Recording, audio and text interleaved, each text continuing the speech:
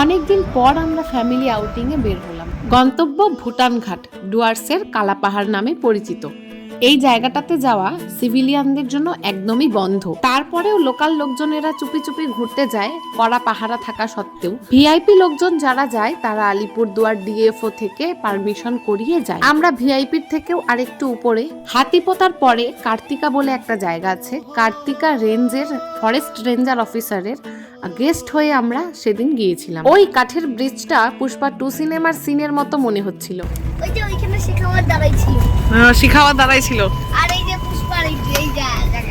কিছুটা দূরে একটা এসএসবি ক্যাম্প ছিল, সেটাকে অ্যাভয়েড করে আমরা অন্য রাস্তা দিয়ে ঢুকলাম, কারণ ওখানে অনেক বড় বড় বল্ডার দিয়ে পথ আটকে দেওয়া আছে। এই বৈচিত্র্যপূর্ণ পাহাড়টির বৈশিষ্ট্য হলো যতই রোদ, ঝড়, জল, ভূমিকম্প যাই আসুক না কেন, পাহাড়টি তার সৌন্দর্য নিয়ে এইভাবেই ঠায় দাঁড়িয়ে আছে।